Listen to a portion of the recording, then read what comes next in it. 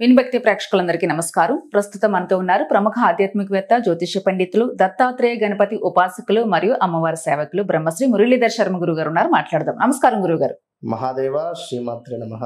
గురుగారు, చాలా సందర్భాల్లో ప్రతి మనిషికి ఎదురయ్యే సమస్య, జీవితం అంతా అయిపోయింది, రోడ్డు మీద పడిపోయాము, దిక్కు తోచని పరిస్థితి, ఏమీ లేదు, జీవితం అంతా అయిపోయిందనే పరిస్థితి ప్రతి ఒక్కరి లైఫ్ లో ఏదో ఒక టైంలో ఖచ్చితంగా పలకరిస్తుంది. ఆ ఫేస్ అనేది దాని నుంచి బయటపడితే నెక్స్ట్ లెవెల్ ఉంటుంది లైఫ్.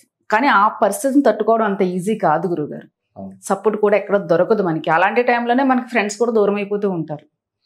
ఆ టైంని నిలదొక్కుని బయటకు వచ్చి బ్రతకాలంటే ఒక మంచి పరిహారం. మీ మాటలతో ఎలాగో ఇన్స్టెంట్ ఎనర్జీ వస్తుంది, మోటివేషనల్ గా కూడా మీరు మాట్లాడతారు కాబట్టి ఆ ఎనర్జీతో పాటు ఒక దారి, ఒక పరిహారం అనేది ఖచ్చితంగా ఎవరైతే ఇలాంటి పరిస్థితిని ఫేస్ చేసి ఎవరితో చెప్పుకోలేకపోతున్నారో, సతమతం అవుతున్నారో, లోపల కృంగిపోతున్నారో, సూసైడ్ దాకా వెళ్దాం అనుకుంటున్నారో, అలాంటి వాళ్ళకి ఖచ్చితంగా ఒక శాస్త్రపరంగా మంచి పరిహారం మీ నుంచి గురువుగారు. పరిహారం అనేటువంటిది నేను ఈ వీడియోలో చెప్పను. చెప్పరా? నా జీవితంలో జరిగినటువంటి సంఘటనలు నేను చెప్తాను. ఇదే పరిహారం నా నిజ జీవితంలో. ఎందుకంటే మరీ అంతటి పరిస్థితి, దిక్కుతోచని పరిస్థితి అనేటువంటిది లేదు. కానీ కొంత నేను నమ్మినటువంటి వ్యక్తులు కావచ్చును, కొంత మన అనుకునేటువంటి వారు కావచ్చును, వారి నుండి మనకు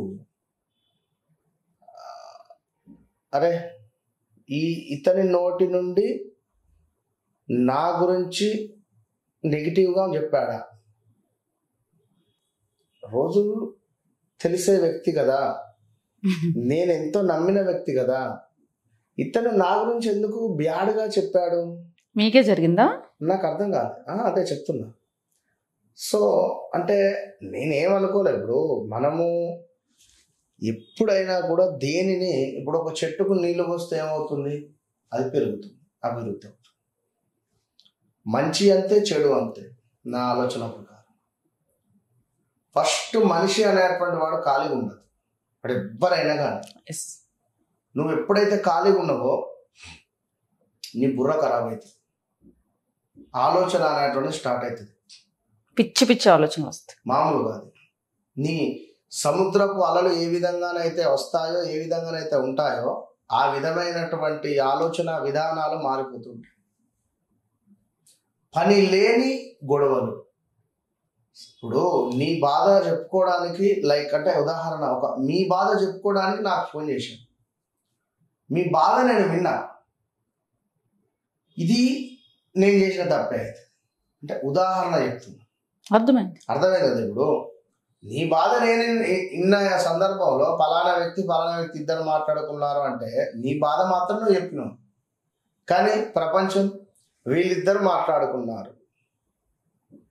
ఓకే, సో ఇలాంటి సిచ్యువేషన్స్ కూడా జరుగుతాయి. Be careful. ఎవరిని నమ్మే పరిస్థితి లేదు. ఎంతటి దౌర్భాగ్యం అయిపోయింది అంటే, నమ్మి జీవితాన్ని నాశనం చేసుకున్న వాళ్ళు కూడా ఎంతో మంది ఉన్నారు. రిలీజ్గా ఇప్పుడు అవును, వాస్తవం. మనిషిని నమ్మి ఎలాంటి పరిస్థితి అయిపోయింది అంటే, చూడడానికి బంధువులు రాబంధుల కంటే డేంజర్. ఈ మాట నేను చెప్పకూడదు, వాస్తవమే గురు. రెండవది, మనతో వండుకుంటూ మనకు వెన్నుపోటు పొడిచేటువంటి వారు ఉంటారు. అసలు ఇలాంటి టాపిక్స్ కూడా ఫస్ట్ నాకు మాట్లాడడానికి నాకు నచ్చదు. నేను ఎక్కడ చెప్పను. ఎవరైనా నాకు ఫోన్ చేసి, గురువు గారు నాకు డబ్బులు ఇచ్చే వాళ్ళు ఇస్తలేరు, నాకు వచ్చేటి వస్తలేవు, నాకు ఏ అమ్మ ఊరికి అర్థం ఊరుకోరు. ఎందుకు నెగిటివ్ మాట్లాడుకుంటే ఏమొస్తుంది? జరగాల్సింది చూద్దాం. నాకు ఏదైతే ఉందో మీ మైండ్ సెట్లో ఉండేటువంటిది మార్చండి, ఆ పద్ధతిని మార్చండి.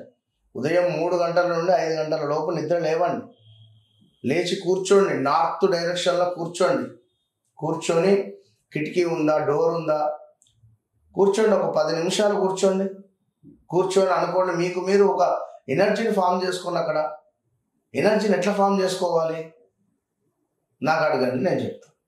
అంటే ఇది కూడా చెప్తాను. ఎనర్జీని ఎట్లా ఫామ్ చేసుకోవాలంటే తెలియకుండా నేను చెప్తాను. ప్రాణాయామం చేసుకోండి. విన్నరా? మనకు ఈ 2 రంధ్రాలు కూడా, ఒకటి సూర్యుడు, ఒకటి చంద్రుడు. గమనించుకోండి. ఒక దాని నుండి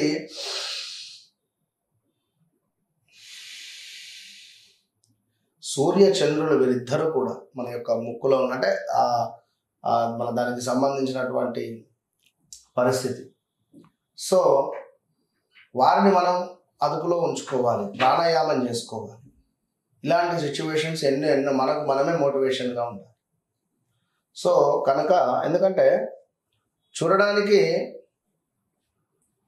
అదేదో మన శాస్త్రం ఉండే ఫలానా వ్యక్తి మావాడే, మాకు బాగా తెలిసినటువంటి వారే అని చెప్పి అంటారు. వెంకటేశ్వరును మహేష్ బాబు సినిమా సినిమాల చెట్ల అలా ఒక వివాహ సందర్భంలో ఒక ఆయన వస్తాడు కదా, ఒరే ఏం చేస్తున్నారు అబ్బాయి అంటే ఖాళీ అంటే రా నువ్వు హైదరాబాద్ నీకు ఎందుకు నేను జాబ్ పెట్టిస్తాను. అవును, చాలా సేపు వెయిట్ చేపించి వెళ్ళిపోతాడు. అవును, అక్కడికి పోయిన తర్వాత వాళ్ళు ఎంతో వెయిటింగ్ చేసి వెయిటింగ్ లో పెడతారు. అలాంటి మనుషులు చాలా మంది ఉంటారు గురుగారు. ఒకరికి ఏది లేదో అది అడిగి బాధ పెట్టే వాళ్ళు చాలా మంది ఉంటారు. అది ఇంకా చాలా తప్పు. అవును, ప్లస్ ఒకడు ఒక పొజిషన్ లో ఉన్నాడు, ఒకడు ఒక స్థానంలో ఉన్నాడు అంటే కూడా ఓర్వలేని నా కొడుకులు కూడా ఉన్నారు. నేను ఈ మాట అనద్దు అని చెప్తున్నా కదా. అయ్యో వాస్తవం కదా గురుగారు. ఎందుకంటే మన ఇంట్లో మన గురించి నెగిటివ్ గా మాట్లాడాల్సిన అవసరం ఏంది? దేనికి మాట్లాడతారు? రీసెంట్ గా పాపం ఒక ఆయన ఒక మంచి పొజిషన్ లో ఉన్నాడు అంటే ఒక ఆయుర్వేదిక్ రిలేటెడ్ తన బాధ చెప్పుకున్నాడు. నాకు మస్తు బాధ అనిపించింది. ఒకటే చెప్తున్నా నేను, ఒక అద్భుతమైనటువంటి పరిహారం ఏంది అంటే మన ఇల్లు మన కుటుంబం ఇంతే, ఎక్కడికి పోవద్దు. పోయినామా ఒక గంట సేపు ఉన్నామా వచ్చినాం, అంతకు మించి ఎవ్వరికి టైం ఇవ్వద్దు, మాట్లాడాల్సిన అవసరం లేదు. మీ ప్రపంచం మీరే. కనుక దిక్కుతోచని పరిస్థితులలో ఉన్నప్పుడు ఫస్ట్ పోవాల్సింది పూరి జగన్నాథ్ టెంపుల్.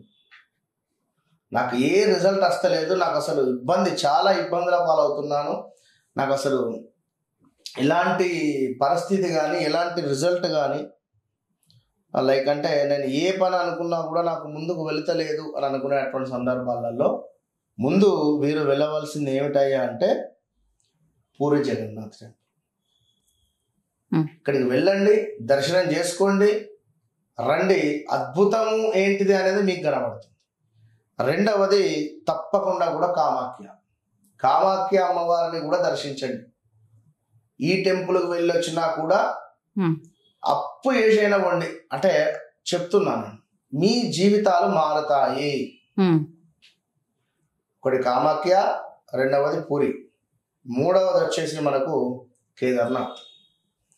ఈ యొక్క కేదార్నాథ్ అనేటువంటిది మోస్ట్ పవర్ఫుల్.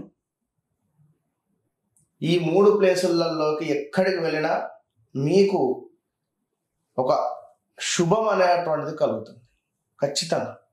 నాకు నా జాతక రీత్యా జరిగింది.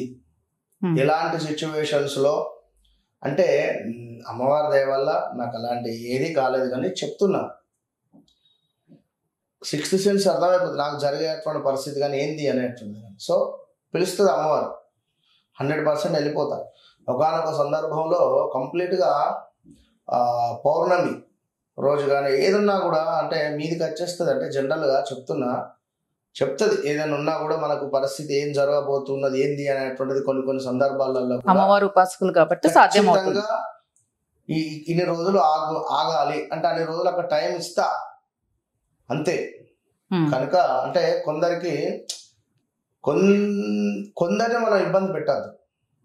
సో ఇప్పుడు నేను బాధపడ్డా లేదా నా మనసు బాధపడ్డది కావచ్చు, నేను ఉపాసన చేసేది ఎందుకు ఊరుకుంటుంది? తల్లి ఎందుకు ఊరుకుంటుంది? కొడుకునంటే ఊరుకుంటుందా? కనుక మీ సాధన, మీరు వెళ్ళి వచ్చేటువంటి ప్రదేశాలే మిమ్మల్ని మంచి మార్గం వైపుగా నడిపిస్తుంది. నేను చెప్పినటువంటి 3 టెంపుల్స్ విజిట్ చేయండి.